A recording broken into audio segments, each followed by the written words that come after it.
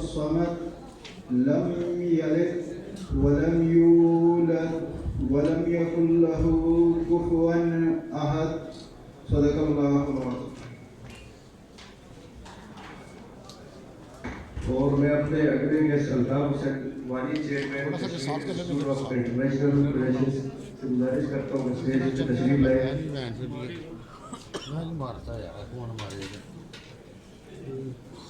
Doctor Sajjad لطیف صاحب stage پہ تشریف لے گئے اور پروفیسر ڈاکٹر خان صاحب سے گزارش کرتا ہوں اسٹیج پہ تشریف لے گئے.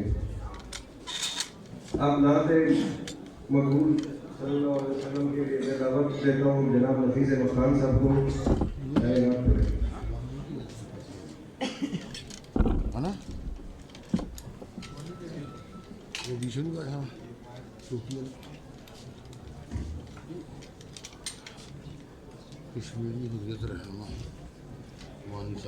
صلی اللہ علیہ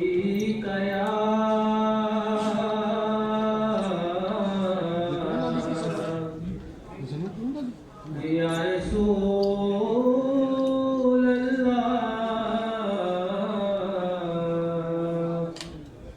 وسلم علیک یا حبیب اللہ.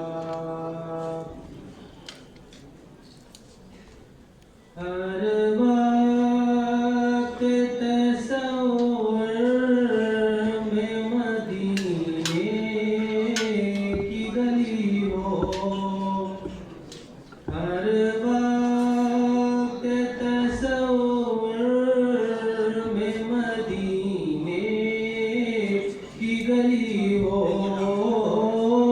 اور یاد محمد کی میرے دل میں بسی ہو،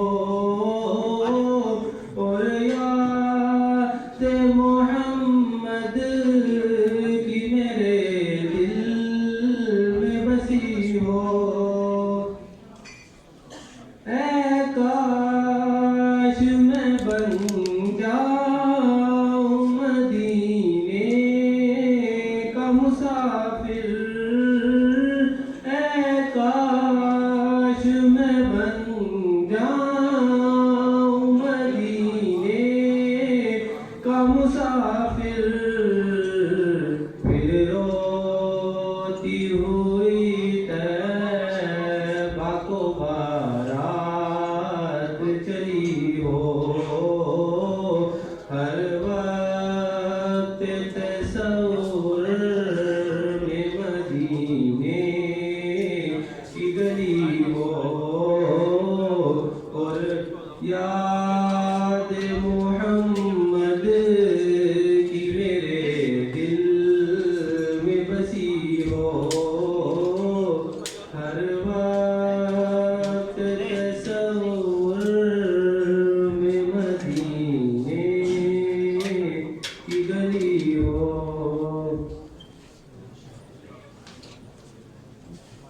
سبحان اللہ. اب میں گزارش کرتا ہوں جناب سردار صاحب انچارج لا ہے جو جموں کشمیر میڈیسن سیل کی وہ تشریف لائے اور استقبالیہ کلمات پیش کریں.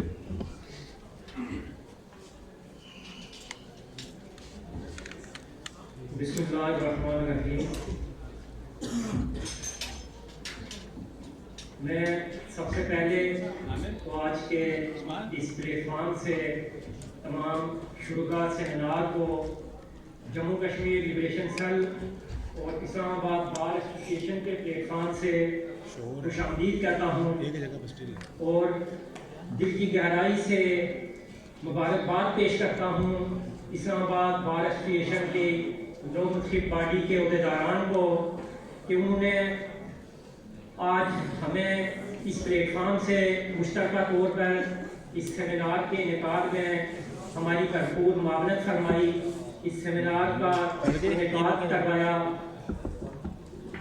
میں تمام معزز مہمانان گرامی، مہمان خصوصی سب کا شکریہ ادا کرتا ہوں اور آج کے اس سیمینار کے ٹاپک کے حوالے سے جو सेल्फ एक्सप्लेनेटरी है, जैसा कि जो इंडियन डेमोक्रेसी है 3 दिन कबल ही भारत में, सारे हिंदुस्तान में और मकबूजा कश्मीर में 10 लाख से ज़ायद अफवाज की मौजूदगी में योम जमहूरिया धूम धड़ल्ले से बनाया।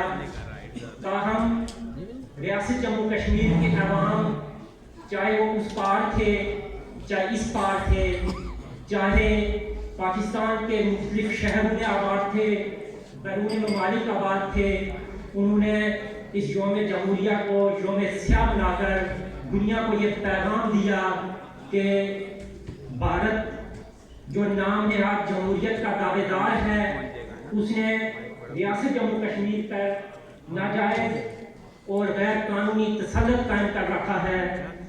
ह्यूमन राइट्स वायलेशन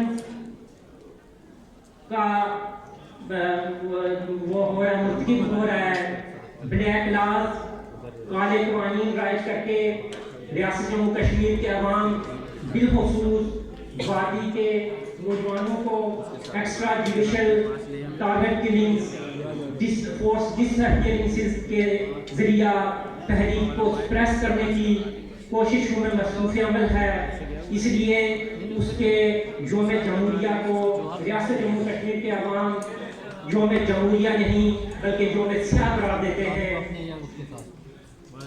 मैं आज के इस सेमिनार के टॉपिक के रेफरेंस से, जैसा कि आप तमाम शुरका अच्छी तरह बाखबर हैं कि 5 अगस्त 2019 के बाद रियासत जम्मू कश्मीर के स्पेशल स्टेटस को एब्रोगेट करते हुए हिंदुस्तान ने अपने आर्टिकल 370 को एब्रोगेट करते हुए आर्टिकल 35A को ख़त्म करते हुए जो डेमोग्राफिक चेंजेस का मुस्तकिब हो रहा है, जो आबादी के तनासब में तब्दीली लाए जाने के मंसूबा पर कारबंद है और वैली बिलखुसूस उसको दुनिया की एक खूबसूरत तरीन जेल में तब्दील कर दिया गया है। इस ज़िम्मन में हम जम्मू कश्मीर लिबरेशन सेल के प्लेटफॉर्म से, जैसा कि आज इस्लामाबाद बार एसोसिएशन के तावन से हमने इस सेमिनार का इनेकाद किया है, हम इस सिलसिले को जारी रखेंगे यूनिवर्सिटीज़ की हद तक, बार एसोसिएशन की हद तक, ताकि जो लीगल एस्पेक्ट्स हैं उनको स्टडी किया जा सके और ऐसे हालात में जब रियासत जम्मू कश्मीर बिलखुसूस वादी के अवाम को मुकम्मल तौर पर महसूस कर दिया गया है, वहाँ पे जेलों में हमारी हुर्रियत की आदत जहाँ वो जेलों में है, ह्यूमन राइट्स ऑर्गेनाइजेशंस के हमारे जो एक्टिव मेंबरान हैं वो जेलों में हैं। ऐसे हालात में रियासत जम्मू कश्मीर के अवाम, पाकिस्तान के अवाम, गवर्नमेंट पाकिस्तान और आज़ाद कश्मीर गवर्नमेंट और इदारे, हम उनके लिए क्या कर सकते हैं, क्या रास्ते निकालने चाहिए। आज के इस सेमिनार की जो सिफारिशात होंगी और ये सिलसिला जारी रहेगा, उन सिफारिशात की रोशनी में हम कोशिश करेंगे कि जो इंटरनेशनल कोर्ट्स हैं उनको कैसे अप्रोच किया जा सकता है, कैसे अप्रोच किया जा सकता है। ये इसी सिलसिला की कड़ी है।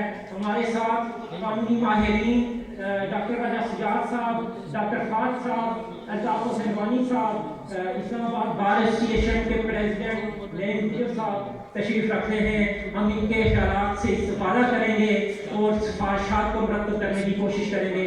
वमा अलैना इल्लल बलाग।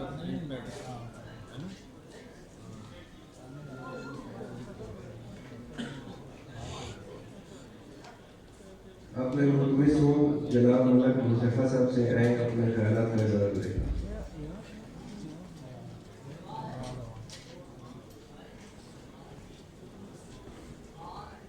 Assalamu alaikum ji.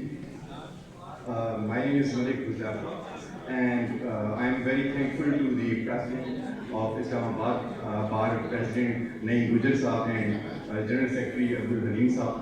I am very thankful to them that they have arranged this seminar for the understanding of and deep appreciation of this issue of Kashmir regarding the human rights violation and what the international system of justice, so-called international system of justice, is doing in this matter. Basically, I would like to give my general opinion about three things on this matter. First of all, what is the importance of international law as we see in the world today, when no one is going to abide by the international decisions and jurisdictions. The importance is regarding the bilateral agreements and international legal conventions as well. First of all, as many of the listeners here today are lawyers and they very well know about the importance of legal matters and decisions of the courts, as in the modern democratic world today where we are living, International Court of Justice is at the center of the helm of the affairs. For instance, if we see the resolutions of United Nations Security Council regarding Kashmir, the important question is whether these resolutions are binding or not. کہ یہ جو resolutions Kashmir کے اوپر United Nations Security Council جو ایک overarching body ہے United Nation کی, UN Charter کے اندر establish کی گئی ہے, کیا یہ binding بھی ہیں یا نہیں؟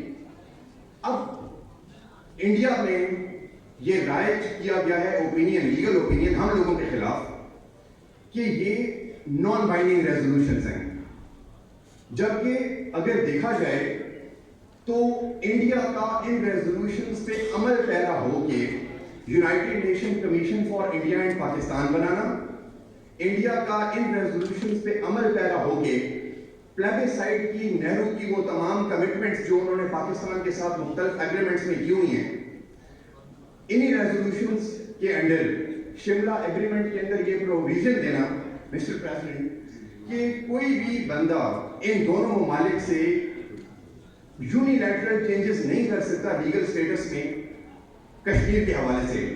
یہ تمام کی تمام ایکسیپٹنسز آر دی وائڈ پروف کہ انڈیا یہ مانتا رہا ہے کہ یہ ریزولوشنز بائنڈنگ ہیں, اور آؤٹ آف نو ویئر خاص طور پہ 2019 کے بعد یہ چینجز لے آنا, آرٹیکل 370 آرٹیکل 35A کو ایبروگیٹ کر کے اسپیشل سٹیٹس کشمیر میں لے کے آنا, ان کی اپنی ریزولوشنز کی وائلیشن ہے, ان کی اپنی ڈیموکریٹک نارمز کی وائلیشن ہے. سیکنڈلی, اگر ہم لوگ اس حوالے سے دیکھیں تو being a lawyer responsible citizen of this nation, ہم سب لوگ ایک چیز کو سمجھتے ہیں کہ دیکھیں اگر میرا کسی چیز کے بارے میں رائٹ ہے and I am silent about that thing, it means that I am accepting the illegal moves of whosoever is abrogating the constitution or law. اب اس موقع پہ مجھ سے اکثر میں لوگوں کے بارے میں سنتا ہوں, میں باہر تھا تو میں 3000 اس موضوع کے حوالے سے کھڑے ہو کے بات کر رہے تھے, general opinions are also important. So they were discussing that Pakistan آزاد کروانے جا رہا ہے کشمیر. دیکھیں جی, ہماری جنگ, ہماری جستجو آزاد کروانے سے بڑھ کے کشمیریوں کے اپنے رائٹ آف سیلف ڈٹرمنیشن کے لیے ہے. ہماری آزادی, ہماری آئیڈیالوجی اس بات کا ثبوت ہے کہ ہم ان تمام وائلیشنز کو کبھی بھی ایکسیپٹ نہیں کرتے جو ہیومن رائٹس کی ریجیکشن میں کی گئی ہوں. امپورٹنس تھینکس ٹو پریزیڈنٹ صاحب اگین کہ یہ جو کانفرنسز کروائی جاتی ہیں, اس سے آپ لوگ یہ دنیا کو بتاتے ہیں کہ ہم لوگ سائلنٹ نہیں ہیں. سرینا چوک کے سامنے آپ لوگوں کا ایک ٹیلی ویژن لگانا جس پہ آپ وہ سب دکھا رہے ہیں کہ کتنے گھنٹوں سے اتنا برا لاک ڈاؤن کیا گیا اور وہ آپ کتنے دن اور سالوں میں بدلتا جا رہا ہے, یہ اس بات کی ایکسیپٹنس ہے کہ ہم لوگ سائلنٹ نہیں ہیں. We are a conscious nation and we know that what are the violations that are going on in Indian occupied, illegally occupied Jammu and Kashmir. The last thing there I just want to mention here کہ اب Shimla agreement ایک by lateral agreement ہے, اور اس کے اندر جو violation India نے commit کی ہے, جس کے اندر انہوں نے اسپیسیفکلی ہم سے ایگری کیا تھا کہ ہم بائی لیٹرلی کوئی چینج اس کے اندر نہیں لا سکتے, تو یونیلیٹرل چینج وہ کس طرح لے کے آ سکتے ہیں. اب یونیلیٹرل چینج انہوں نے لائی آرٹیکل 370 35A کو آبروگیٹ کر کے, ڈومیسائل لاز لے کے آ کے, ڈیموگرافی کو چینج کر کے, اور اس کا سارے کا نظریہ, ladies and gentlemen, the important point of changing this constitutional provision is about changing the demography. And for all the members here, why India will want to change the democracy? demography of the area. देखिए जो United nation security council resolution 49 है 1948 की, that tells कि कश्मीर का issue plebiscite से ही resolve किया जाएगा। अब अगर उन लोगों को ये पता है कि इंटरनेशनल दुनिया में प्लेबिसाइड करवाना तो जरूरी है, वरना इंडियन डेमोक्रेसी के ऊपर ये काला धब्बा लगेगा, तो मोदी गवर्नमेंट जो कि बीजेपी के गवर्नमेंट है, जो कि एक फाशिस्ट गवर्नमेंट है, वो ये चाह रही है कि हम लोग इसके सेटअप को बदल दें, और उसके लिए वर्ल्ड ऑर्डरिंग मेनलैंड इंडिया से जो उनकी, आपको पता है इंडिया का सिस्टम क्लासेस में डिवाइडेड है, तो जो उनकी लोअर क्लासेस हैं, खासतौर पे शूदर्स हैं, जो उनकी लोअर विष्णुस क्लासेस हैं, they are settling them in Kashmir so that उनको डोमिसाइल लॉज के अंडर सिटीजनशिप देके राइट टू वोट दिया जाए, और इस तरह शायद वो चेंज कर पाएं डेमोग्राफी की सिचुएशन को, और मुसलमानों की मेजॉरिटी को माइनॉरिटी में बदल दें। इंशाअल्लाह अल्लाह ताला इस मुल्क को सलामत रखे। हम जिस मौके पर अपनी आवाज पहुंचा सकेंगे, बार काउंसिल्स के थ्रू, गवर्नमेंट ऑफ पाकिस्तान के थ्रू, लीगल फ्रेटर्निटी के थ्रू और मीडिया के through, we will be using all the steps and all measures इंशाअल्लाह। पाकिस्तान जिंदाबाद, Kashmir पाइंदाबाद। Thank you very much.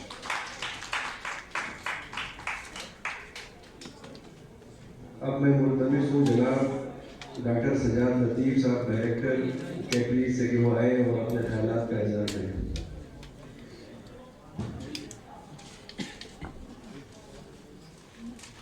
बिस्मिल्लाहिर्रहमानिर्रहीम।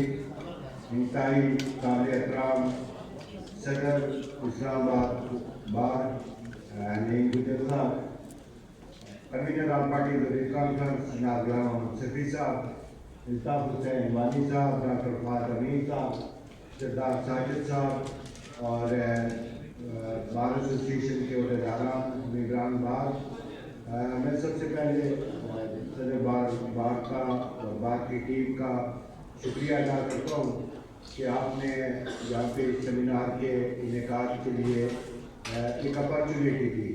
हमारे लिए एहसास है कि हम यहाँ पर उस लोगों से मुखातिब हैं जो क्रीम ऑफ द नेशन है और जिनका कश्मीर कन्फ्लिक्ट के हवाले से और या कोई भी कन्फ्लिक्ट हो उसके हवाले से एक बुनियादी रोल हो सकता है। मुझे बड़ी खुशी हुई जो मुझसे पहले मुकर्रर यहाँ पे तशरीफ़ लाए और उन्होंने बड़े अच्छे अंदाज में कश्मीर केस के हवाले से गुफ्तगू फरमाई। मैं सिर्फ उसमें मौजू पर जाने से पहले ऐड करना चाहूँगा कि जो ये कहा जाता है जो हिंदुस्तान का जानिया है और जिसको न सिर्फ हिंदुस्तान बल्कि पाकिस्तान में भी प्रमोट किया जाता है, एक यूनाइटेड नेशन रेजोल्यूशन बाइंडिंग नहीं है और दूसरा चैप्टर 7 में नहीं है, चैप्टर 6 में, और इसलिए उसका कोई हल नहीं हो सकता। बीइंग अ लॉ स्टूडेंट मैंने इस पे, और ये जो मेरा PhD का थीसिस है उसमें भी मैंने इस पे तहकीक की है। यूनाइटेड नेशन का अगर आप चार्टर देखें तो एक ही आर्टिकल है, आर्टिकल 35, जिसके तहत आप यूनाइटेड नेशन से रिज्यूम कर सकते हैं। दूसरा कोई सेपरेट आर्टिकल नहीं है कि 30 आप चैप्टर 6 में जाने के लिए एक अलग से आर्टिकल के लिए जाएंगे, चैप्टर 7 में जाने के लिए अलग से किसी आर्टिकल के लिए जाएंगे, उसी आर्टिकल के लिए आप यूनाइटेड नेशन में कंप्लेंट जो है वो सबमिट कर सकते हैं। और अगर आप उसके चैप्टर 6 को पढ़ें तो चैप्टर 6 में डिस्प्यूट रेजोल्यूशन के वो मैकेनिज्म है जो पीसफुल मैकेनिज्म है, लेकिन ये नहीं कहीं पे कहा गया चैप्टर 7 में या चैप्टर 6 में नहीं कहा गया कि अगर वो सारी एक्सरसाइज जो पीसफुल रेजोल्यूशन किया है वो फेल हो जाए तो क्या आप चैप्टर 7 में कोई कार्रवाई नहीं कर सकते। बल्कि जो चैप्टर 7 का पहला आर्टिकल है वो ये कहता है कि सिक्योरिटी काउंसिल का इख्तियार है कि वो डिसीजन करे। तो ये डिबेट कि वो चैप्टर 6 में और चैप्टर 7 के तहत नहीं हो सकती। और अगर आप नेशनल लॉज भी देखें, अपने लोकल लॉज भी देखें, तो आपके जैसे फैमिली लॉज हैं तो इनिशियली रिकन्सिलिएशन के लिए एक आपको प्रोवाइड किया जाता है। और दुनिया में आज अगर आप मुख्तलिफ ममालिक के अंदर जो इन्फोर्स लॉज हैं तो उनमें देखें तो पहले ADR को ट्राई किया जाता है, और ADR अगर फेल होती है तो फिर आप चले जाते हैं बाकी जो ट्रायल्स है उनकी तरफ। सेम लाइक जो यूनाइटेड नेशन का चार्टर है उसमें हम कश्मीर कन्फ्लिक्ट को भी इसकी तरफ ले जाते हैं, लेकिन एक बयानिया जो प्रमोट किया गया और हमने बाय किया और इंटरनेशनल कम्युनिटी ने भी बाय किया like Simla Agreement. जैसे शिमला एग्रीमेंट का है कि उसके बाद ये 2 तरफा मामला रह गया है, यूनाइटेड नेशन का रोल ही नहीं है, तो हिंदुस्तान ने बहुत अच्छे अंदाज में अपना नैरेटिव सेव किया। हम नहीं अपना जो नैरेटिव वो दुनिया में बना सके। हम कश्मीर के हवाले से या इवन पाकिस्तान के डिफरेंट जो बाकी इशूज हैं उन पर हमने कभी तहकीक को जोड़ी समझा ही नहीं, तो नैरेटिव बिल्डिंग को जोड़ी समझा ही नहीं, काउंटर नैरेटिव को जोड़ी समझा ही नहीं लीगल साइड पे। तो इसलिए वो हिंदुस्तान का बयानिया जो है वो दुनिया ने जो है वो बाय किया और हम जो है वो डिफेंसिव पोजीशन में है।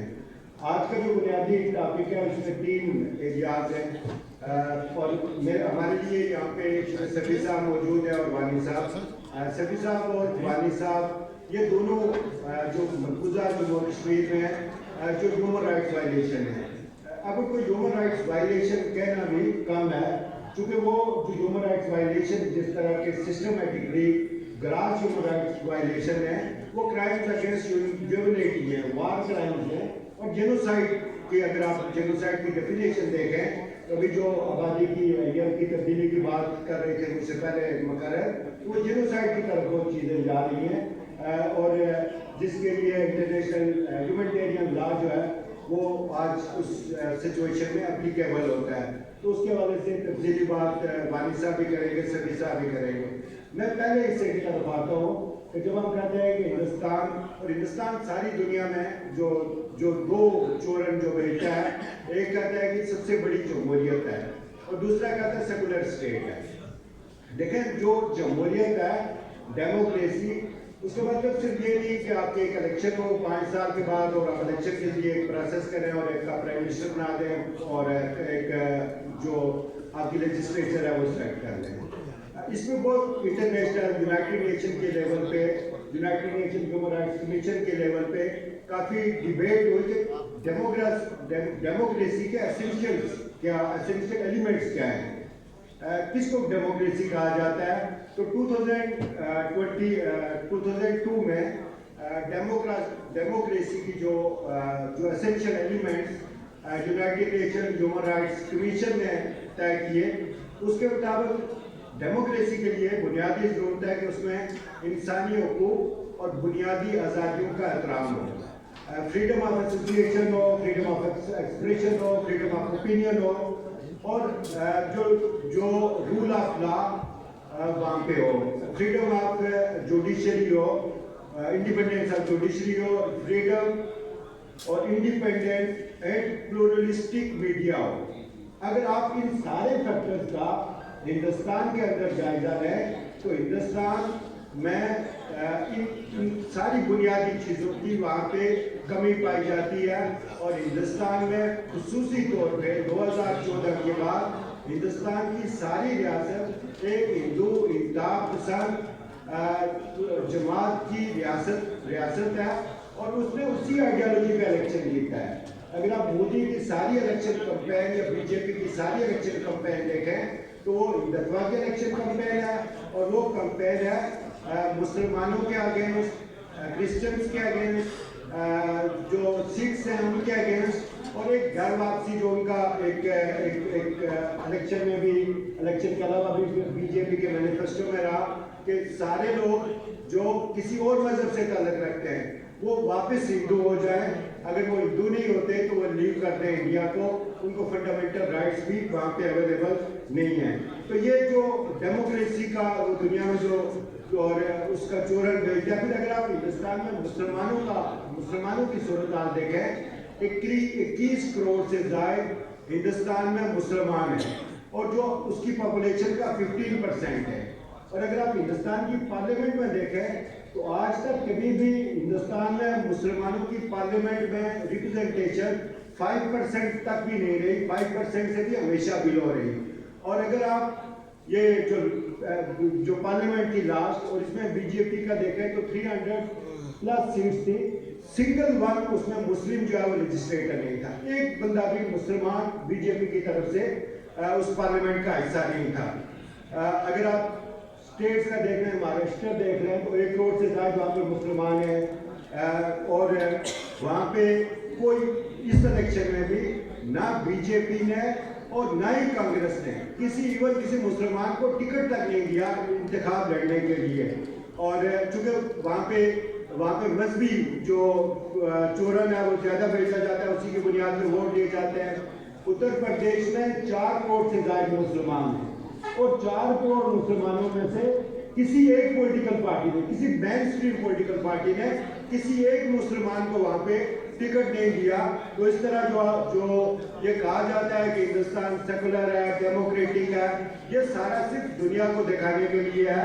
اور اگر آپ 2024 کے جو سروے ہیں انٹرنیشنل ان کو دیکھیں تو جو وہاں پہ فریڈم آف پریس ہے اس میں ہندوستان 159ویں نمبر پہ ہے. اسی طرح ہیومن فریڈم ہے دنیا کے ملکوں میں 109ویں نمبر پہ ہے. تو اور اگر آپ یہ 2024 میں یونائٹڈ اسٹیٹ کا ایک انسٹیٹیوٹ ہے جو ریلیجیس فریڈم کا, United States commission on international religious freedom, اس کی 2024 کی آپ رپورٹ پڑھیں تو وہ رپورٹ یہ کہتی ہے کہ انڈیا میں individuals have been killed, beaten and lynched by vigilant groups. Religious leaders have been arbitrarily arrested. Houses and places of worship has been demolished. Government of India is enforcing legal framework to target and disenfranchise religious freedom like CA. وہاں پہ جو مختلف ابھی ہندوستان میں uniform civil code کی بات ہو رہی ہے, پھر جو کاؤ سلاٹرز پہ وہاں پہ جو لاز وہاں پہ انٹروڈیوس کروائے گئے. تو یہ سارے کے ساری وہ چیزیں ہیں کہ جو ہندوستان میں اس بات کو ظاہر, یہ صرف مسلمانوں کے ساتھ ہی. اگر اسی 2024 کی آپ رپورٹ کو ملاحظہ کریں تو 2023 میں ہندوستان میں 687 ایسے واقعات ہوئے جن میں کرسچنز کو ٹارگیٹ کیا گیا. صرف منی پور میں جون 2023 میں 500 سے زائد چرچ جو ہے وہ وہاں پہ تباہ کیے گئے. تو وہ جو آپ ڈیموکریسی کی بات کرتے ہیں, ریلیجیس فریڈم کی بات کرتے ہیں, ہندوستان کے اندر یا ہندوستان جو دنیا میں بیچتا ہے وہ بالکل ایک فضول بیانی ہے جس کی کوئی جسٹیفیکیشن نہیں. تیسری جو دوسرا اس کا پارٹ ہے انٹرنیشنل کورٹ سسٹم, فاضل صاحب بھی شاید اس پہ بھی بات کریں گے.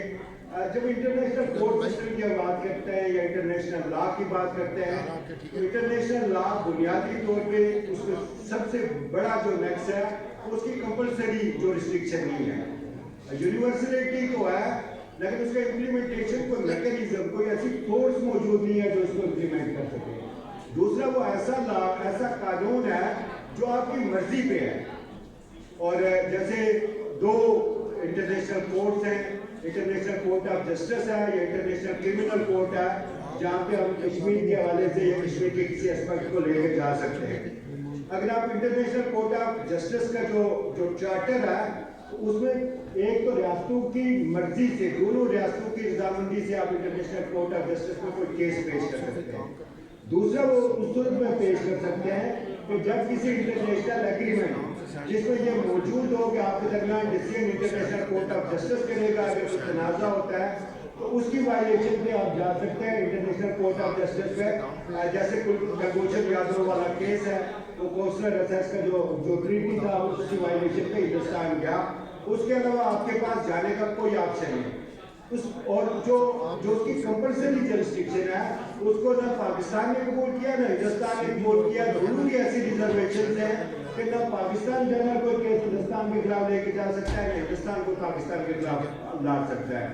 پھر اگر آپ انٹرنیشنل کرمنل کورٹ کا دیکھیں تو انٹرنیشنل کرمنل کورٹ کا جو بنیادی رول انسٹیٹیوٹ ہے, نہ رول انسٹیٹیوٹ پاکستان نے ریٹیفائی کیا نہ ہندوستان نے ریٹیفائی کیا ہے.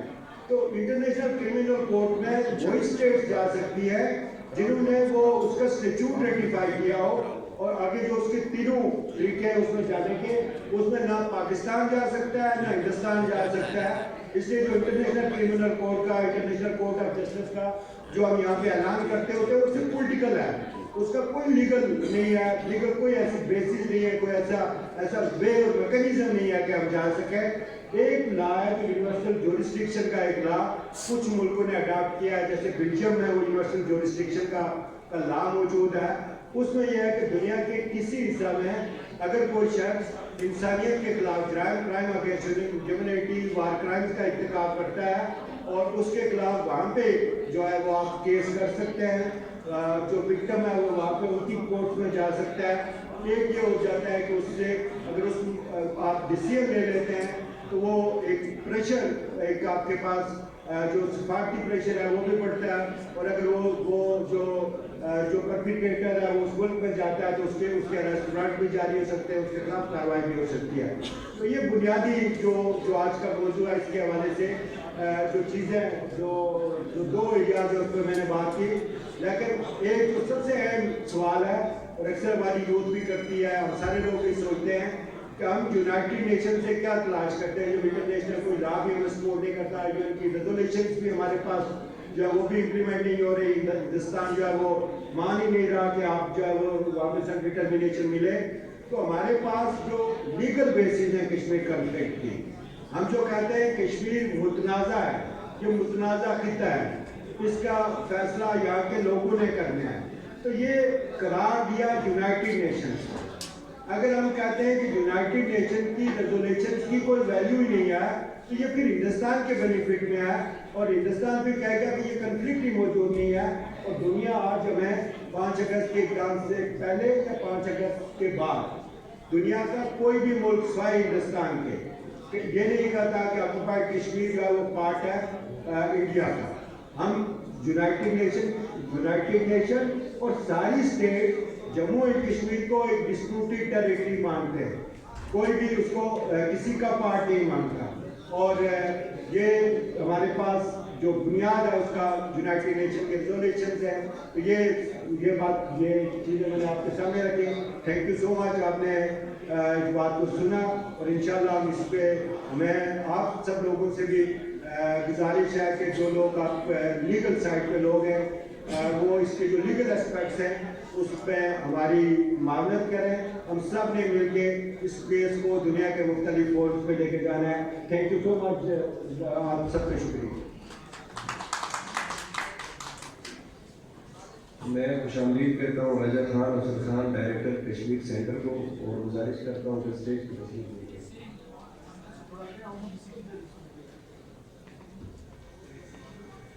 اب میں گزارش کرتا ہوں اپنے اگلے مقرر جناب Altaf Hussain Wani director Kashmir institute of international relations کہ وہ آئے اور اپنے خیالات کا اظہار کریں.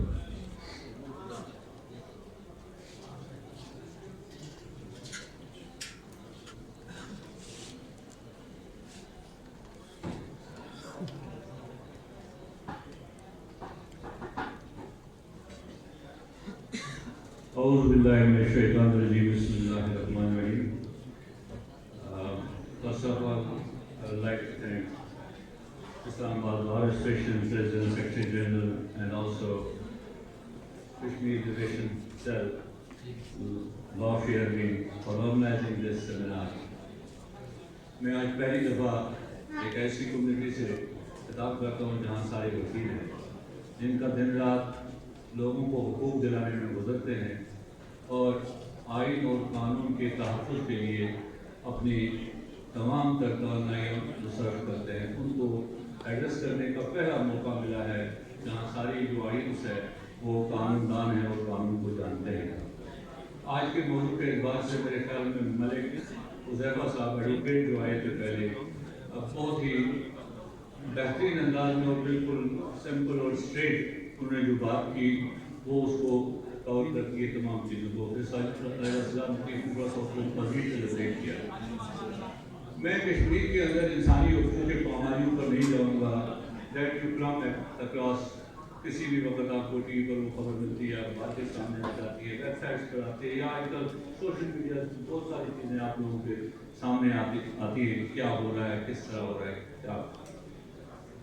میں آج کوشش کروں گا یہاں پہ بیٹھے جو نوجوان مطلع ہیں, خاص کر چند فیملیئر فیسز جن سے ملنا جلنا رہتا ہے, اور چند ایسے لوگ جن سے ہم کبھی نہیں ملے ہیں, دیکھیے بار ایسوسیشنز کیا رول ادا کر سکتے ہیں. سمپل اینڈ اسٹریٹ بات جو میں آپ سے کروں گا, کورٹس کی بات ہم نے کی, انٹرنیشنل کورٹس کی, اس پر راجہ سجاد لطیف نے بتایا آپ کو کیوں ہم ان کو انووو نہیں کر پا رہے ہیں بجا کے. اور لوکلی بھی آپ جانتے ہیں کورٹ کوئی آرڈر پاس کرتا ہے لیکن جب تک پولیس بل پہ کر نہ جائے تو اس کی امپلیمنٹیشن نہیں ہوتی ہے. That means until and unless judiciary کو ایگزیکٹو جو ہے وہ اس کو امپلیمنٹ نہ کرے, جوڈیشری کا کوئی آرڈر امپلیمنٹ نہیں ہوگا. Because judiciary does not have its own armory to implement anything. They can only pass an order, they can see what it is. But the ultimate power lies with the executive. Similar is the case with the international courts. International courts, though most recently we have seen on Gaza, what international court said, what they pronounced it, but we have seen that was not implemented anywhere. Because on the other side, the might is right. جہاں پر طاقت ہے, جس کے پاس طاقت ہے وہی سب کچھ ہے, اور جس کا جو نیگیٹو دکھتا ہے, جس طرح سے وہ اس کو دنیا کے سامنے پیش کرتا ہے, اسی سے بات آگے بڑھتی ہے.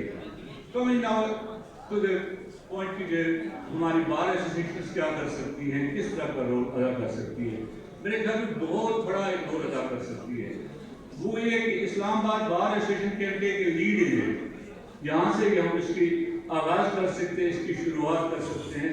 First of all to make Kashmir a centre of one of your policy. جو جتنی بار پالیسیز بار کے سامنے آتی ہیں, بار کو جن کو فیس کرنا پڑتا ہے, ان کے ساتھ ساتھ مسئلہ کشمیر کو جہاں آپ دن رات قانون اور آئین کے تحفظ کے لیے جدوجہد کرتے ہیں, وہاں آپ پر یہ لازم ہے کہ ایک عالمی قانون وہ جو امپلیمنٹ نہیں ہوا ہے اس کو ٹائم اینڈ اگین آپ نے ریپیٹ کرنا ہے.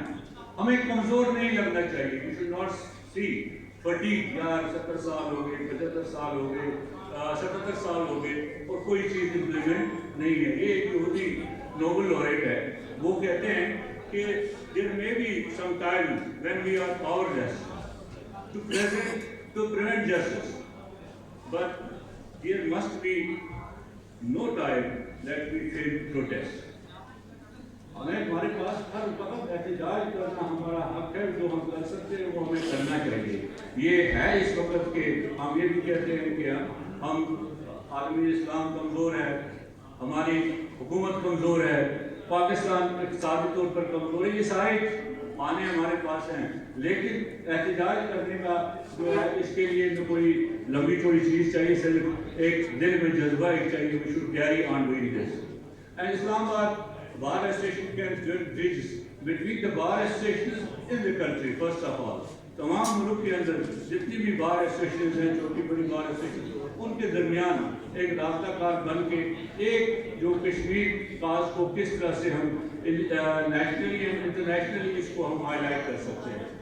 طریقے تو یہی ہے جو ہم اس وقت کر رہے ہیں, یہی بات میں ہوں گے. آپ you can organise seminar, different bars can take a lead on it. یہ ہو سکتا ہے, اس کا کیا جا سکتا ہے. along with that, اور میں آپ کو بتا سکتا ہوں کہ آپ لوگ بہتر انداز میں انگیج کر سکتے ہیں کسی بھی انٹرنیشنل ایکسپرٹ سے, جو انٹرنیشنل ہیومن رائٹس لا, ہیومنٹیرین لا کا ایکسپرٹ ہو. اس کو کشمیر کی صورتحال بتا کر اس کو بہتر انداز میں آپ اس کے ساتھ اپنے آپ کو اسٹریٹ کر سکتے ہیں. ہم جو ایکٹیوسٹ سے ایکٹیوسٹ کی زبان مختلف ہوتی ہے, ہم تو کہتے ہیں ہونی کرو, ان کو بہت تھی. لیکن جو آپ قانون کے دعو پہ جانتے ہیں یا انٹرنیشنل ہیومن رائٹس لا اور ایرین لا کے بارے میں جانتے ہیں, آپ کسی بھی انٹرنیشنل ایکسپرٹ کو بہتر انداز میں انگیج کر سکتے ہیں. سو اس کی اوپینین دینا ہی کافی ہے. جب وہ اس پر ایک بات کرے گا, دو بات کرے گا, یا کسی جگہ اوپینین پیس لکھے گا کہ میں بارش نے ساری چیزیں بتائی, تو وہ ایک چیز آگے بڑھے گی, ان کے لیے بھی کام ہوگا.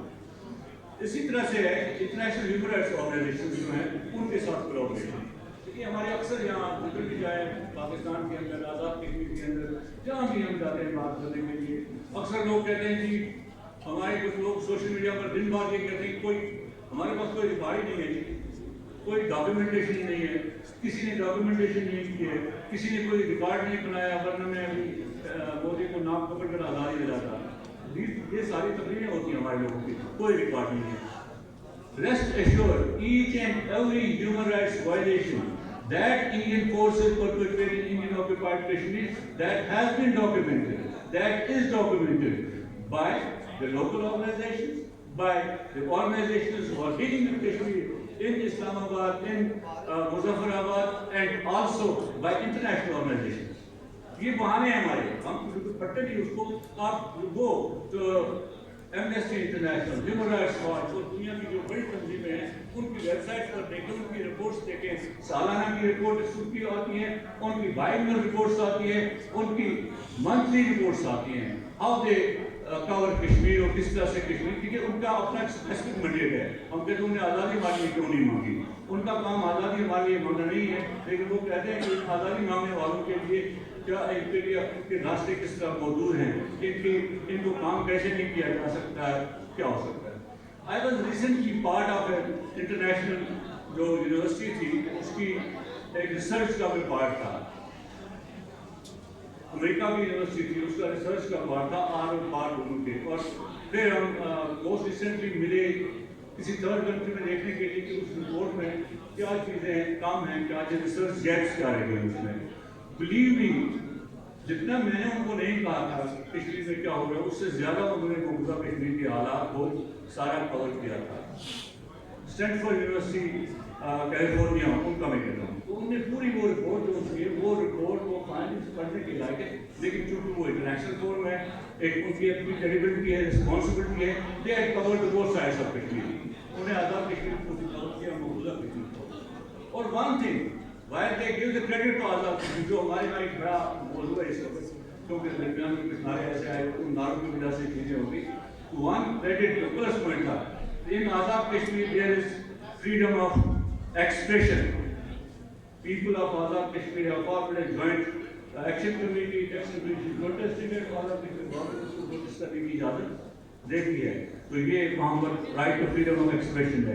while on the other side in your country there is no freedom of expression. لوگوں کو کوئی بات کرنے کی اجازت نہیں ہے, اگر وہ اس دائرے سے باہر بات کریں تو ان کے لیے کوئی گنجائش نہیں ہے. اور that's why all political leadership, all human rights defenders, they are behind bars. تو یہ پوائنٹ فرسٹ پوائنٹ ہے. اس لیے میں چاہتا ہوں کہ جو آپ لوگ پڑھے لکھے لوگ جو قانون کو جانتے ہیں, اس قانونی پرسپیکٹ میں انٹرنیشنل آرگنائزیشن سے رابطے کرتے ہیں. اب رابطے کرنے کا آج کل تو آسان طریقہ ہے, کوئی تو ہمیں ان سے اپوائنٹمنٹ مانگنی ہے کہ ہم نے آپ سے ملنا ہے, نہ ہم ان کو کوئی پیسے دینے ہیں. You have just find out their email. انہوں نے وہاں پر کسی جگہ بھی رکھی ہے, آپ اپنا کامنٹ بھی رکھ سکتے ہیں, آپ اپنا جو لاگ ہے وہ بھی اپلوڈ کر سکتے ہیں, یا آپ ڈائریکٹلی ان کو ای میل کر سکتے ہیں فار سرٹن تھنگ. اور دنیا میں اس وقت جتنی بھی ریسرچ ہوتی ہے, جتنی بھی چیزیں ہوتی ہے, وہ انہی چیزوں پر ہوتی ہے. آج کل سوشل میڈیا پر کیا چیز زیادہ چلتی ہے, کون سی چیز زیادہ آتی ہے. اگر آپ ایک اسپیشل ریپورٹر کو 10,000 کمپلینٹس بھیجیں گے کسی چیز کے بارے میں, definitely he will refer tomorrow in the report. That is what he can do, that is what for he has been there. He has to report that, he will report. اس کے بعد بھی کوئی آگے نہیں انکلوڈ کرنے کی. But you can do that, you can connect with these international experts, you can tell them what's happening in Kashmir and in a legal language. کیونکہ ہر پیشے کی اپنی زبان ہوتی ہے, تو اس زبان میں جب آپ بات کرتے ہیں تو بہت اچھی چیز ہوتی ہے. اسی طرح failures of international human rights law and humanitarian law in Kashmir, اس کے بارے میں آپ بات کر سکتے ہیں. اس میں کون سی کمزوریاں ہیں, کیا ہیں, اور کس طرح سے کشمیر کے لوگ سفر کر رہے ہیں اس سلسلے میں.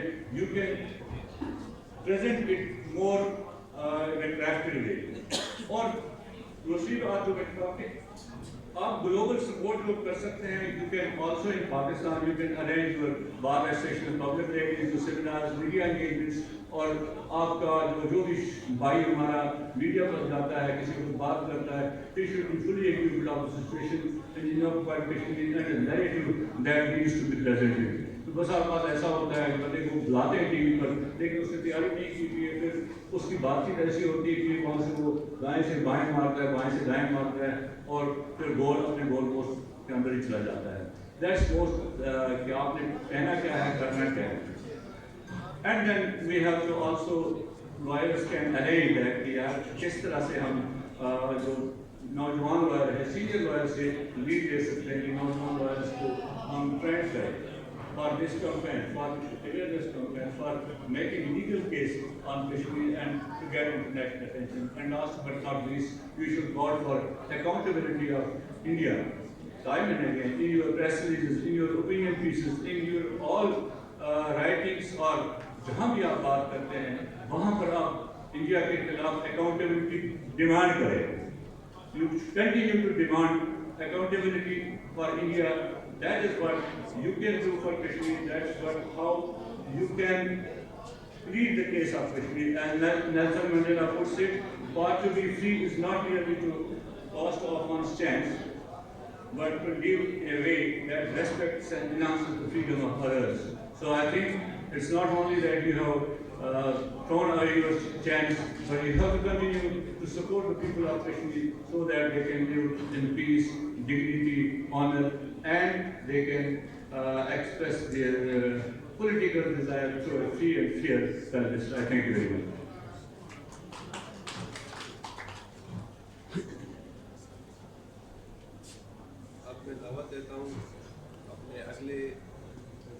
اب میں دعوت دیتا ہوں اپنے اگلے مقرر جناب پروفیسر ڈاکٹر فہد صاحب جو قائد اعظم یونیورسٹی میں شعبہ قانون کے استاد ہیں، آئے اپنے خیالات کا اظہار کریں۔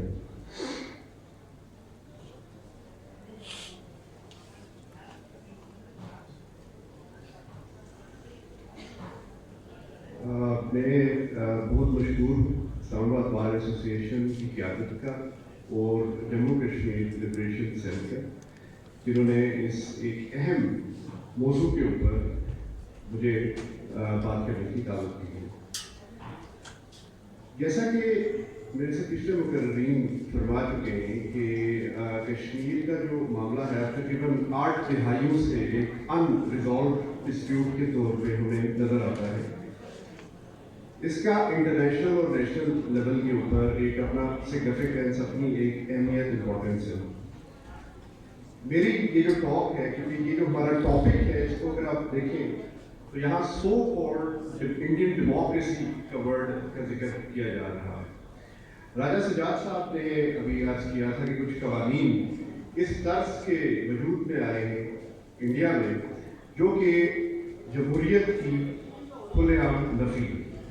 تو میں ذرا ان کے اوپر تھوڑی سی بات کروں گا اور اس کے بعد پھر انٹرنیشنل لا کے حوالے سے بھی تھوڑا سا اپنا پوائنٹ آف ویو آپ کے ساتھ شیئر کروں گا۔ یہ 5 اگست 2019 کو جو کشمیر کا اسٹیٹس چینج کرنے کی بات ہوئی، article 370 and article 35A of the Indian constitution کو انڈین گورنمنٹ نے ایک پریزیڈنشیل آرڈر کے ذریعے سے ایبروگیٹ کیا، اس سے کیا ہوا؟ I mean, this is very important. First of all, تو جو کشمیر کا اسپیشل اسٹیٹس ہے، اگر آپ 2019 سے پہلے وہاں کے قوانین، انڈیا کے قوانین کو دیکھیں تو اس میں ایک سیکشن تھا کہ ان کا اطلاق کشمیر کے اوپر نہیں ہوگا۔ تو لیجسلیٹو ڈومین کی بات آپ کو سب سے پہلے نظر آتی ہے کہ کشمیر کو ایک اٹانومی تھی اپنی لیجسلیشن کرنے کے حوالے سے۔ پھر جو سب سے اہم بات ہے وہ آپ ان کے پراپرٹی رائٹس اور ان کے جو اسٹیٹس ہے as citizens, as permanent residents of Kashmir, اس کو چینج کر دیا گیا۔ وہ آرٹیکل 35A کے اندر اس کا آپ کو ایک ذکر ملتا ہے۔ اب ایک اور جو انٹرسٹنگ بات ہوئی اس آئینی ترمیم کے بعد وہ یہ تھی کہ Kashmir, Jammu and Kashmir reorganisation act 2019 کو وہاں کی لوک سبھا اور راجیہ سبھا نے امپلیمنٹ کیا، اور اس میں جو ایک چیز کافی جس پہ کرٹیسزم ہونا چاہیے وہ یہ ہے کہ یہ ایون بھارت کی تاریخ میں پہلا موقع تھا جب انہوں نے ایک ریاست کو اسٹیٹ ٹیریٹری میں کنورٹ کر دیا۔ یہ اس لیے سمجھنا ہے میں کیونکہ ریاست انڈر انڈین فیڈرلزم، ریاست یا اسٹیٹ کے پاس اپنی ایک اتھارٹی ہے، اپنی ایک انڈیپینڈنس ہے۔ کشمیر ایک ریاست رہی ہے ایون بیفور پارٹیشن، ایون جب ڈوگرا گورنمنٹ تھی اس ٹائم سے ایک ہسٹری آپ کو ملتی ہے اس ریاست کی انڈیپینڈنس کی۔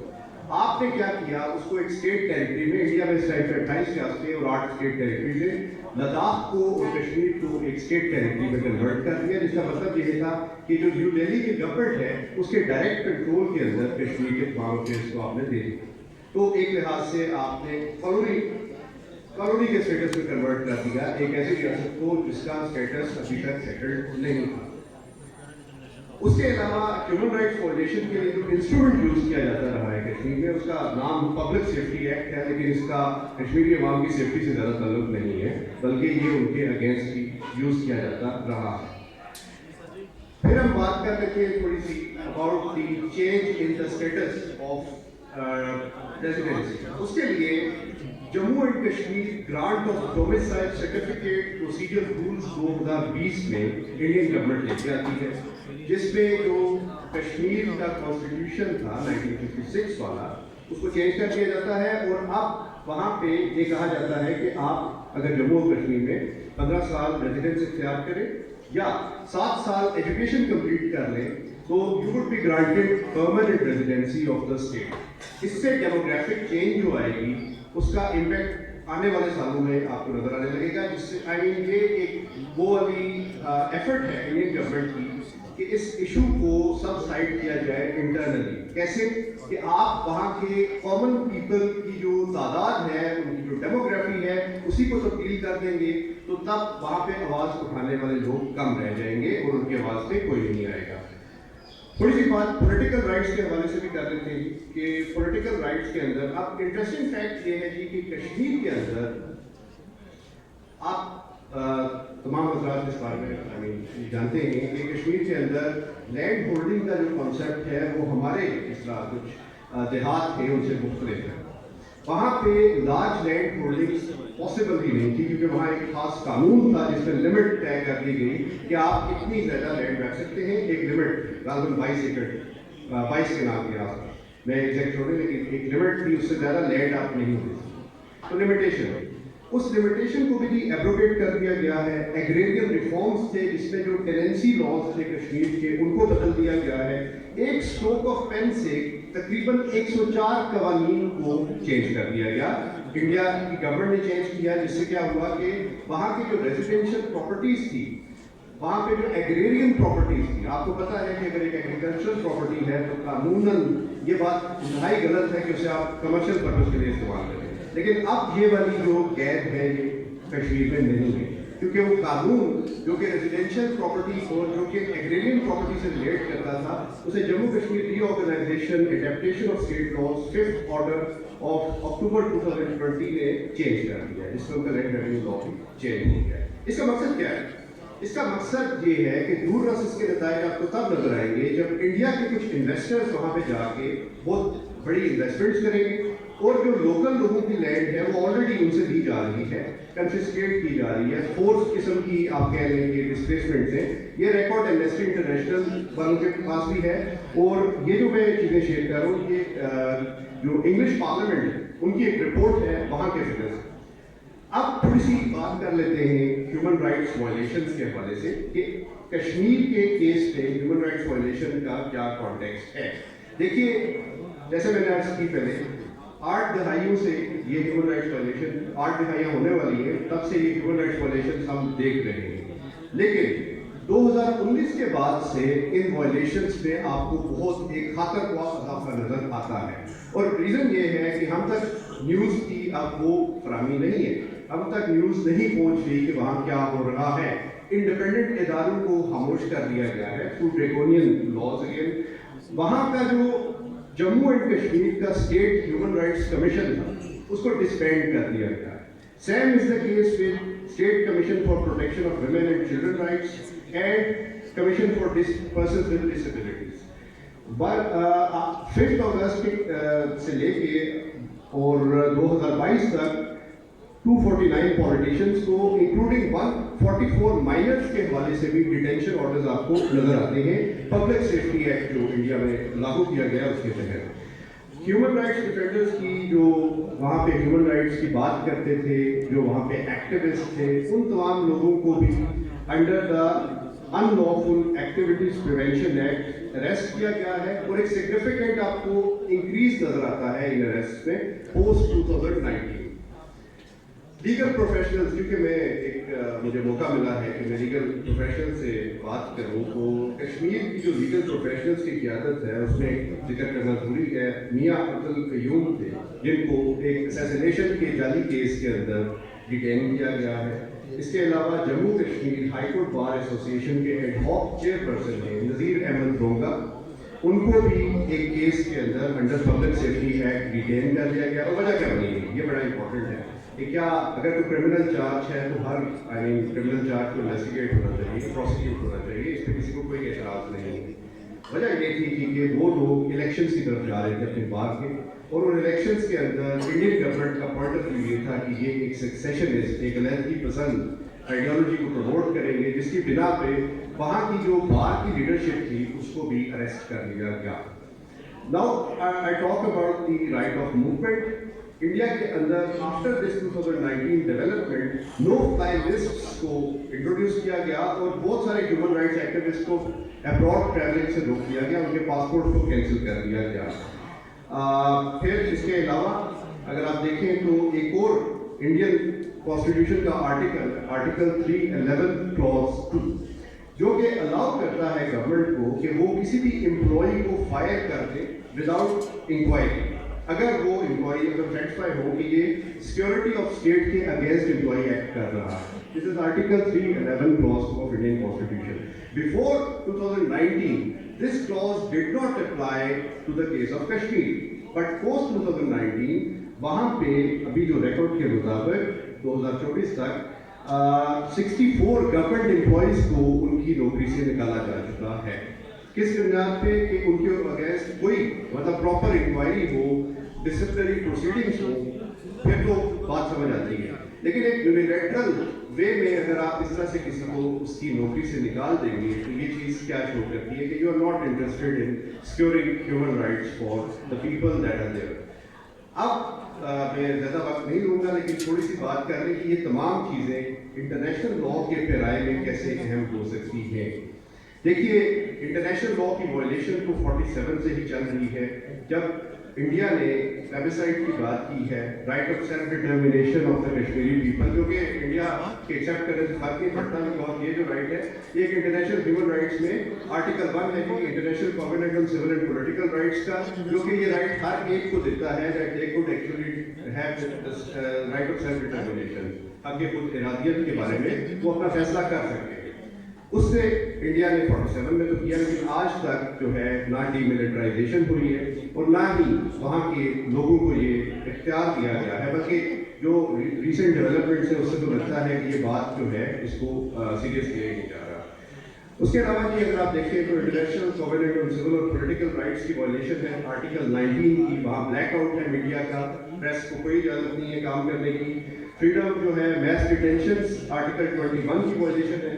اسی طرح آرٹیکل 11 ہے international covenant on economic, social and cultural rights, وہاں پہ اسٹینڈرڈ آف لیونگ دینا بھی ایک رائٹ ہے انڈر آرٹیکل 11۔ اب جو یہ ڈیموگرافک چینجز ہو رہی ہیں اور فورسیبل ایوکشنز کی جا رہی ہیں کشمیری لوگوں کی، اس سے کیا ہو رہا ہے کہ ان کے پاس رائٹ ٹو لائیولیہڈ اور رائٹ ٹو لیو بھی آپ ان سے چھین رہے ہیں، تو یہ چیز کہاں جائے گی یو کین ویل امیجن۔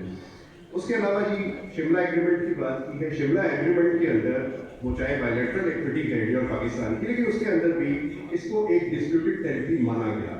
اس کا اسٹیٹس کوئی بھی پارٹی یونیلیٹرلی طے نہیں کر سکتی ہے، یہ آپ نہیں کر سکتے کہ ایک آپ اپنے طور پہ جیسے 2019 کے بعد آپ کو نظر آتا ہے کہ آپ اس کو چینج کر دیں، کانسٹیٹیوشنل اسٹیٹس بدل دیں، اسے اپنے اسٹیٹ میں اسیمولیٹ کر دیں، یہ کام آپ نہیں کر سکتے، اس کی وائلیشن ہے۔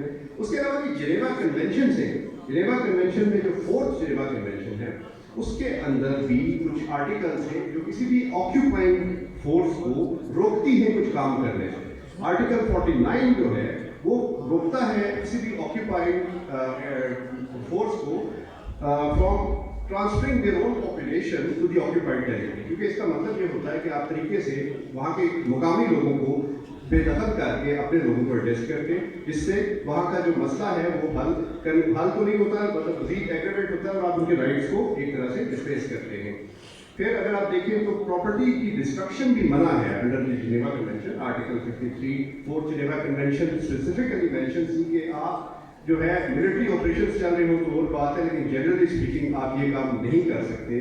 That is good. تو یہ انٹرنیشنل ہیومینیٹیرین لا کی بھی وائلیشنز چل رہی ہیں along with the human rights law جو کہ آپ کو نظر آتا ہے۔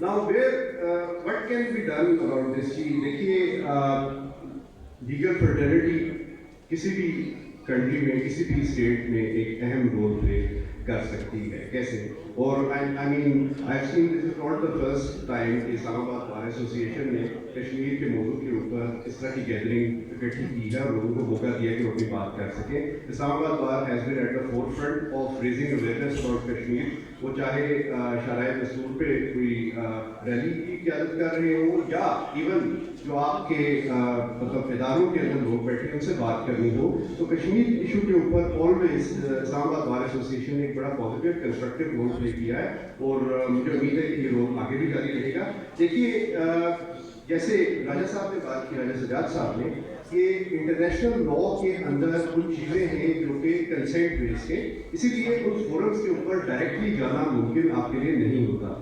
So what can be done is actually raising the issue at those forums and joining international platforms. اگر کوئی associations ہیں lawyers کی, international human rights defenders ہیں, باقی اس طرح کے associations ہیں, the lawyers can collaborate, our lawyers can collaborate with those lawyers and raise this issue at that forum. اگر آپ یہ کام کریں گے تو اس سے ہوگا کیا, this issue will actually live in the memories of the people. یہ بالکل subside ہو کے ایک non issue نہیں بنے گا.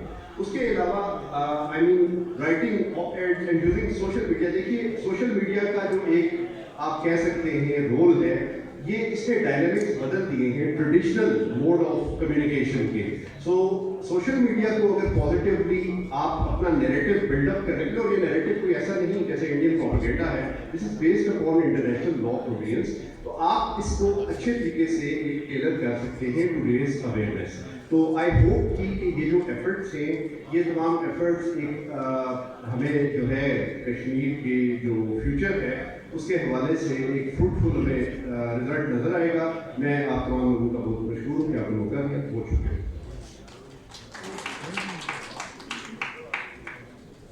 اب میں درخواست گزار ہوں آج کے پروگرام کے مہمان خصوصی جناب غلام محمد صفی صاحب آئے ایک بار سے اپنا اظہار خیال کریں.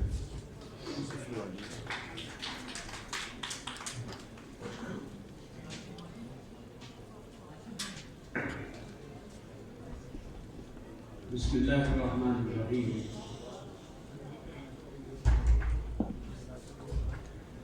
صدر bar association,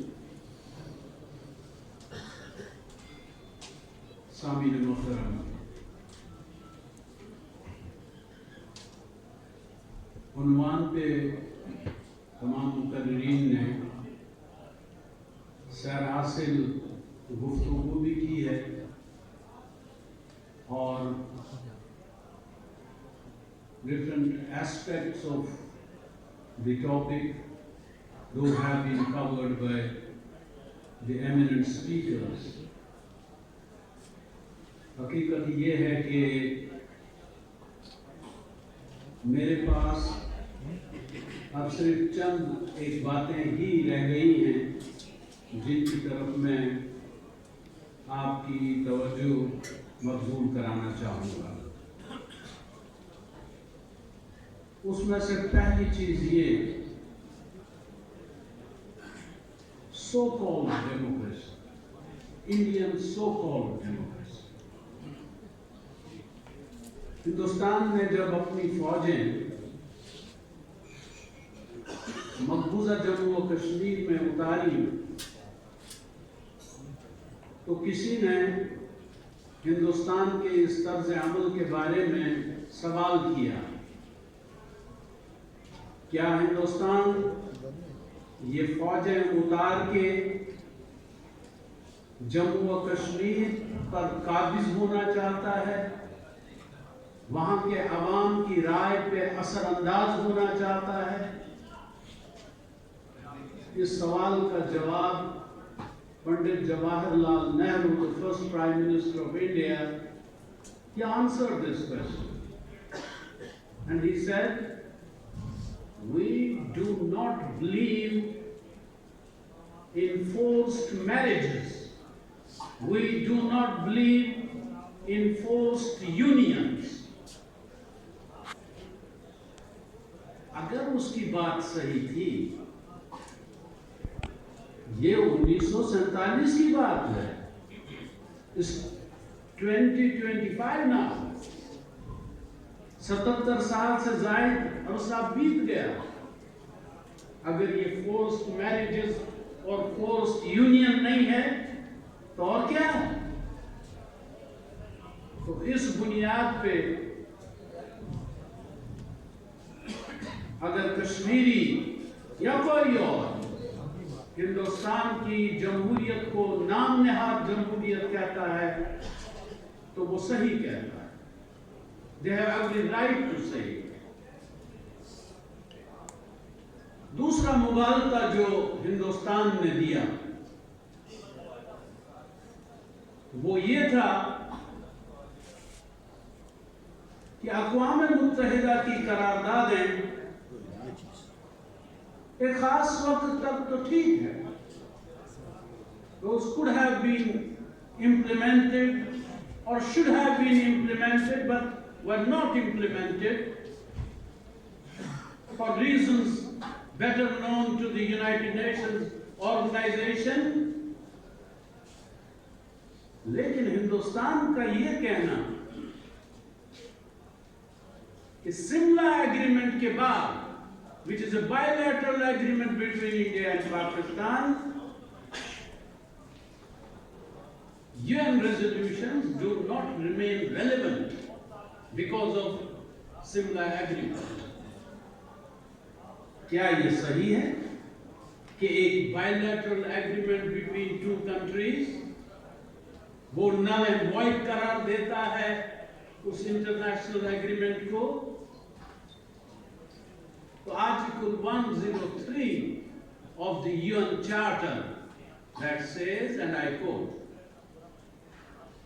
in a conflict between the obligations of UN member states under their charter and their obligations under any other international agreement, their obligations under the UN Charter shall prevail.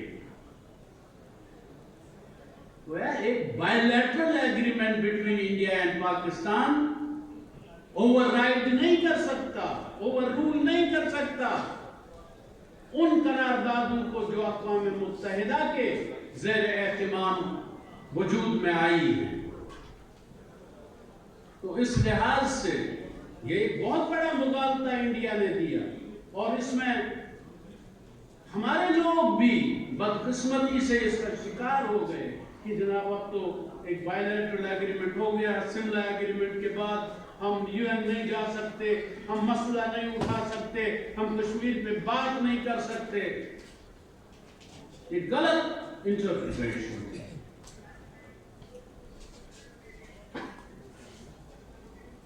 میں جو بات آپ کے سامنے رکھنا چاہتا ہوں, وانی صاحب نے, ڈاکٹر سجاد صاحب نے, ہمارے ڈاکٹر صاحب نے, اور جتنے بھی مقررین from the very first speaker to the last one, ہر ایک نے to the point بات کی اور بہت سارا food for thought فراہم کیا ہمارے لیے. ہم شاید well equipped ہوں گے اب جب ہم بات کریں گے کشمیر پہ کیا کیا جانا چاہیے, کس طرح کیا جانا چاہیے, کیونکہ ہم حق پہ ہیں, ہمارا ایک رائٹ کاز ہے. ہم انڈیا سے کوئی ایسا مطالبہ نہیں کر رہے جو ہمارا حق نہیں ہے.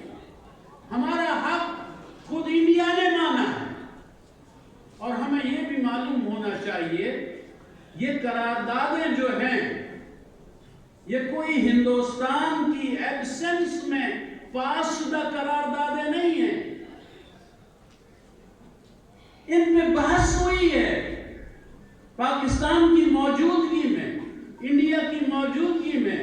یو این سی آئی پی آیا, United nations commission for India and Pakistan. They talked to India, they talked to Pakistan. اس کے بعد وہ ساری چیزیں طے پائیں. انڈیا کی کتنی فوج رہے گی, پاکستان کی کتنی فوج رہے گی, withdrawal of troops کب ہوگا, plebiscite کب ہوگا, یہ ساری چیزیں طے شدہ ہیں. اور یہ آپس میں مشاورت کے ساتھ یہ باتیں طے ہوئی ہیں, کوئی ہندوستان یا پاکستان کی عدم موجودگی میں نہیں ہوئی.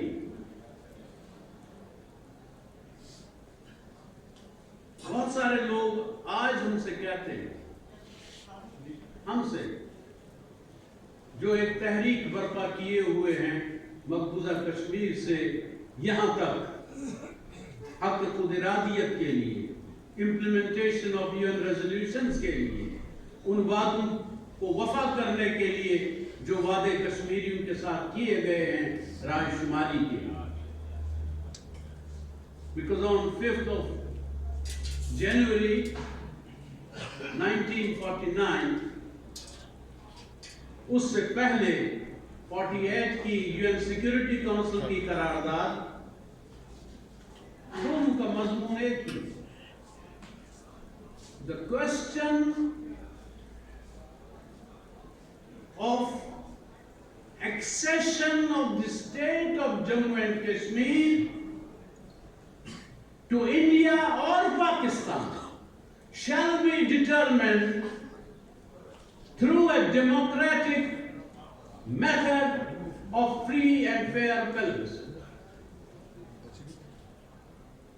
یہ UNCIP ریزولوشن بھی ہے، یہ UN سیکیورٹی کونسل ریزولوشن بھی ہے. تو ہم یہی کہتے ہیں کہ Jammu and Kashmir is not a bilateral issue between India and Pakistan. It's basically an issue of life and death of the people of Jammu and Kashmir. And when we say the people of Jammu and Kashmir, we mean the state of Jammu and Kashmir, which is no longer there now.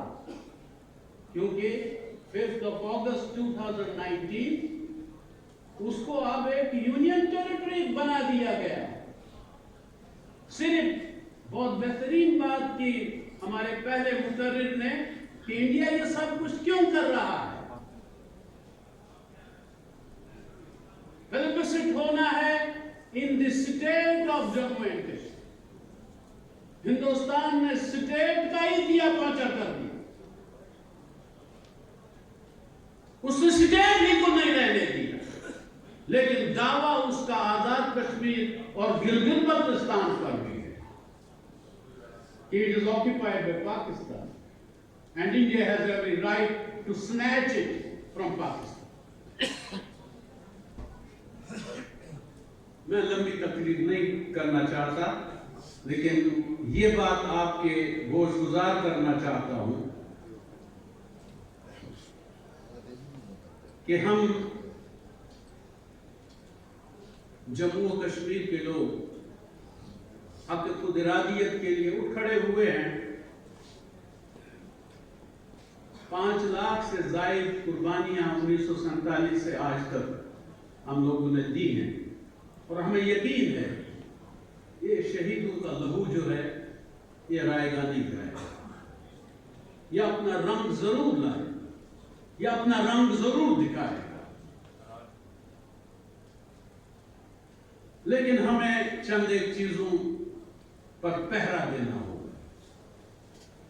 خطرات بہت ہیں، خدشات بہت ہیں، سازشیں بہت ہیں. کشمیر کو مٹانے کی کوششیں کی جا رہی ہیں. اس لحاظ سے میں 5 چیزوں کی طرف بار ایسوسیشن اور کشمیر لبریشن سیل، میں ان کا شکر گزار بھی ہوں کہ انہوں نے مشترکہ کاوش کے ذریعے یہ شاندار پروگرام ترتیب دیا. یہ بگننگ ہے، پہلا قدم ہم نے یہاں رکھا ہے، لیکن اب یہ قدم اٹھتے ہی جائیں گے انشاءاللہ، اور یہ ہر بار ایسوسیشن کو ٹچ ہے. ہم صدر صاحب کے بھی بے حد ممنون ہیں کہ انہوں نے بھی وقت نکالا اور اس پروگرام کو کامیاب بنانے میں اپنا کردار ادا کیا. تو 5 چیزوں کی طرف میں خاص طور پر آج آپ کی توجہ چاہتا ہوں. پہلی چیز یہ کہ مسئلہ کشمیر کا ایک حل موجود. It's very much there.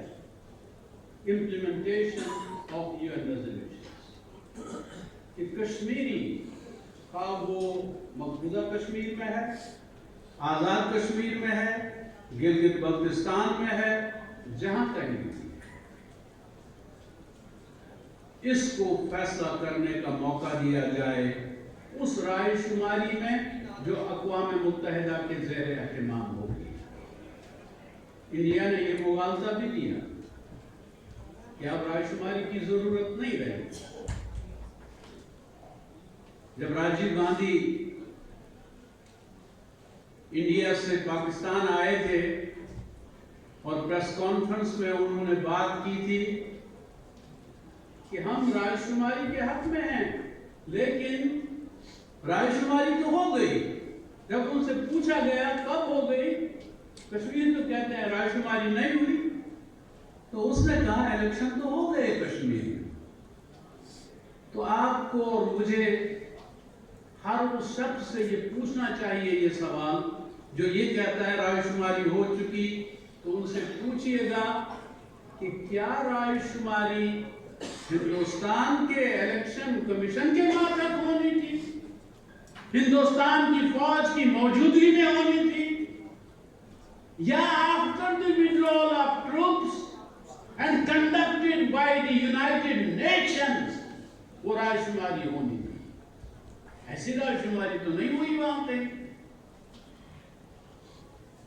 तो इसलिए पहला नुक्ता जो हम चाहेंगे खतरात और खदशात से बचने के लिए, that we shall always go for a comprehensive solution of the Kashmir issue and not for a piecemeal approach. फलस्तीनियों के साथ क्या हुआ?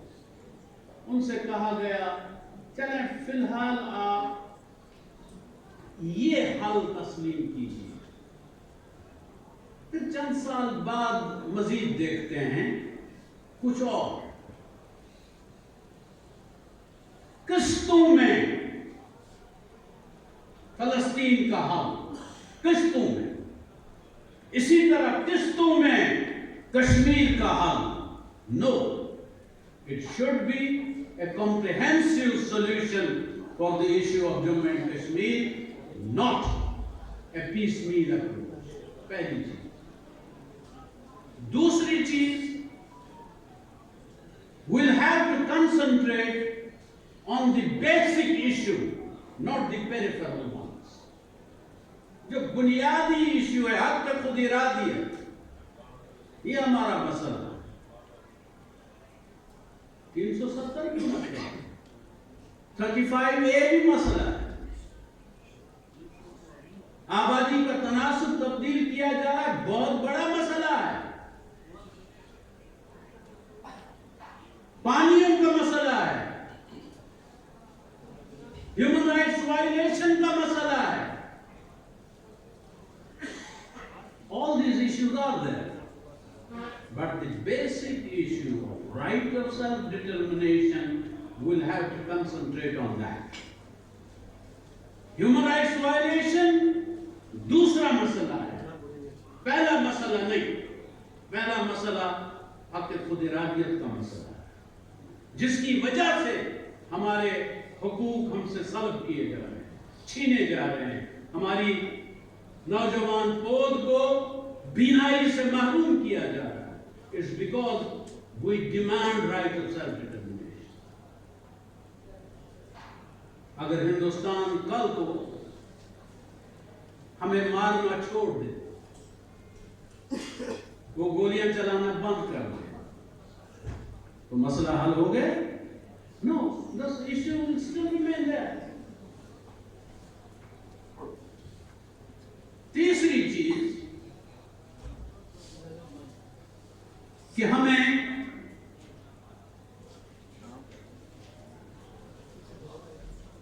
बहुत सारे लोग डेवलपमेंट का रोना रोते थे, तकाबुल करते थे, compare development of Azad Kashmir and Indian occupied Kashmir.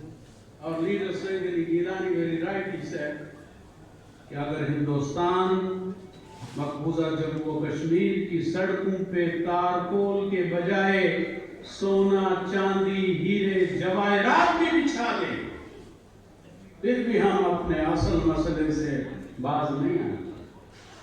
Development is not our issue. Development secondary issue है.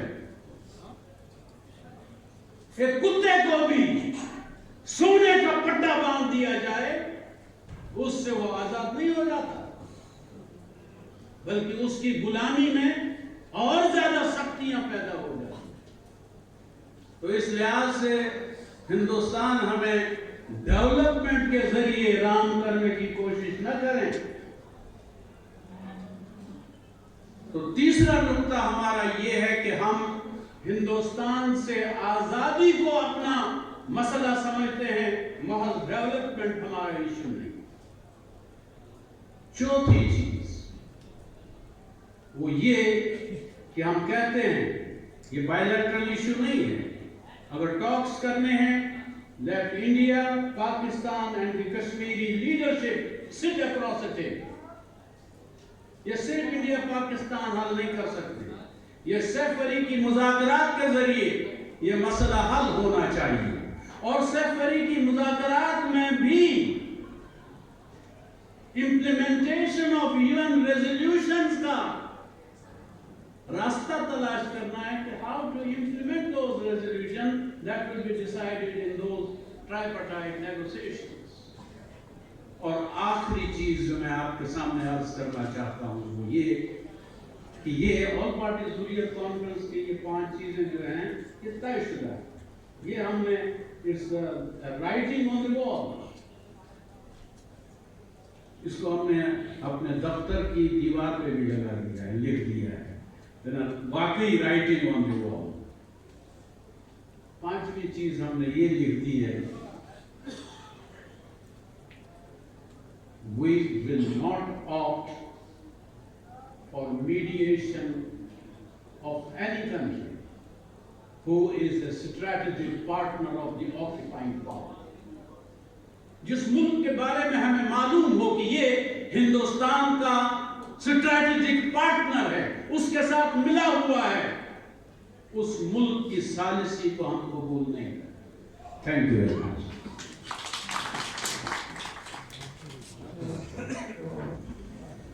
अब मैं दावत खिताब देता हूँ जनाब सदर नईम अली गुजर साहब आए, मौजूद मेहमानों का शुक्रिया भी अदा करें और आज के मौजू के ऊपर अपना इज़हार ख्याल भी करें.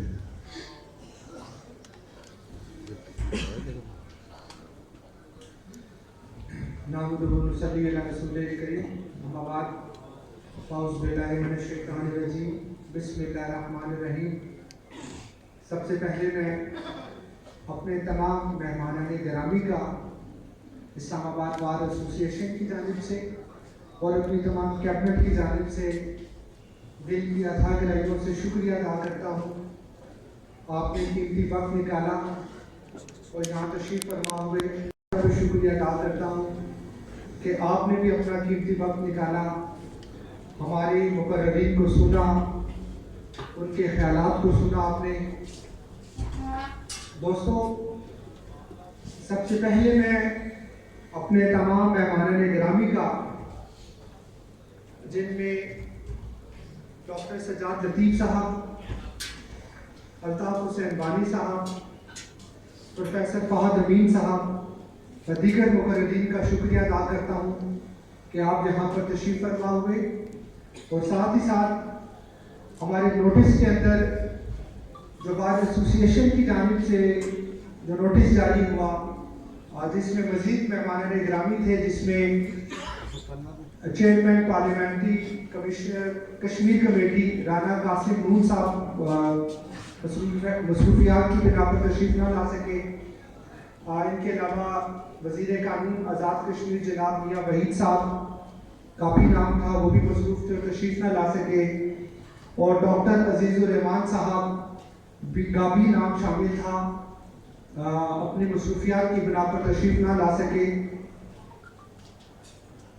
बेहतर होता कि वो तशरीफ लेकर आते, क्योंकि मेरा ये मानना है कि जो इस्लामाबाद बार एसोसिएशन का प्लेटफॉर्म है वो इंटरनेशनल प्लेटफॉर्म है.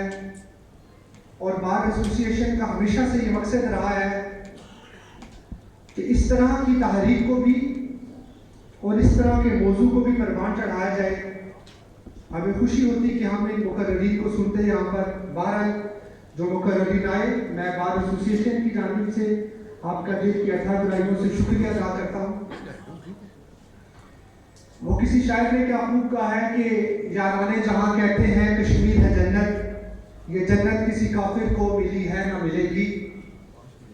معزز رکیل بات, بطور پاکستانی ہمارا یہ ماننا ہے کہ کشمیر پاکستان کی شاہراہ ہے, اور الحمدللہ پوری پاکستانی قوم اور پاکستان کی کوئی بھی حکومت ہو اس بات پر ہمیشہ قائم رہی کہ واقعی کشمیر پاکستان کی شاہراہ ہے. مقررین نے اپنے خیالات کا اظہار کیا اور ہر ایک نے سیر حاصل گفتگو بھی کی اور اس پر بحث بھی ہوئی. میں ان موضوع کو اگر ٹچ کرنے لگ گیا تو کافی وقت بیت جائے گا, لیکن یہ دیکھنا ضروری ہے کہ انڈین حکومت نے جس طرح ہمارے کشمیری بہن بھائیوں کے اوپر ظلم و ستم کی داستان برپا کی ہوئی ہے, جس طرح ہماری مائیں بہنوں بیٹیوں اور نوجوانوں کی عصمت دری اور شہید کیا گیا, میں سمجھتا ہوں کہ دنیا میں اس بدترین جمہوریت کی مثال کہیں بھی نہیں ملتی. کہنے کو تو انڈیا بہت بڑا جمہوری پسند ملک ہے, اپنے آپ کو ایک لبرل اور جمہوری پسند ملک قرار دیتا ہے, لیکن در حقیقت اگر آپ ماضی کی طرف نظر دوڑائیے اور ایون موجودہ انڈیا کے حالات کی طرف دیکھیے جو انڈین میڈیا نہیں دکھاتا, اگر سکھستان کی کیمپین چل رہی ہے تو وہ انڈیا کی طرف ہے, اگر تاملز کی انڈیا کے خلاف اگر کیمپین چل رہی ہے تو انڈیا نہیں دکھاتا. اسی طرح ہمارے کشمیری بہن بھائیوں کی جو آزادی کی جو جدوجہد جاری ہے, تو میں سمجھتا ہوں کہ اگر پورے دنیا کے اندر جمہوریت کی کوئی بہترین مثال ہے تو وہ انڈیا کے اندر موجود ہے. جس طرح آپ نے دیکھا بکلا ہے ماشاءاللہ سب قانون کے اسٹوڈنٹس ہیں, جس طریقے سے آرٹیکل 35 کو ایپروگیٹ کیا گیا, ختم کیا گیا, آرٹیکل 370 کو ایپروگیٹ کیا گیا, جس طرح سے رائٹ آف سیلف ڈٹرمنیشن کو سلب کیا گیا, میں سمجھتا ہوں کہ یہ انسانیت کی اور قانون کی جس طریقے سے دھجیاں بکھیری گئی پورے ورلڈ میں اس کی مثال کہیں نہیں ملتی. بہرحال اسلام آباد بار ایسوسی ایشن کا یہ پلیٹ فارم آپ تمام بھائیوں کے لیے ہمیشہ سے حاضر تھا, یہ حاضر ہے, اور یہ پلیٹ فارم آپ تمام مقررین اور بار کے ممبران سے بتایا جاتا ہے کہ یہ پلیٹ فارم ہمیشہ آپ کے لیے رہے گا. ہم کشمیریوں کی آزادی کی جدوجہد میں ہمیشہ آپ کے ساتھ تھے, ہمیشہ آپ کے ساتھ ہیں اور ہمیشہ آپ کے ساتھ رہیں گے. میں تمام مقررین کا دوبارہ اسلام آباد بار ایسوسی ایشن کی جانب سے اور اسپیشلی اپنی کیبنٹ کی جانب سے شکریہ ادا کرتا ہوں, اور خصوصاً ہمارے چھوٹے بھائی دلاور خان جو یہاں پر موجود ہیں, جنہوں نے اس پروگرام کو منعقد کرنے میں ہمارا ساتھ دیا, اور خاص طور پر میرے جنرل سیکرٹری عبدالعلیم بھٹو صاحب جن کی کاوشوں سے, جن کی محنت سے یہ پروگرام ترتیب دی گیا. میں آپ کا بھی شکریہ ادا کرتا ہوں. بہت مہربانی, بہت شکریہ.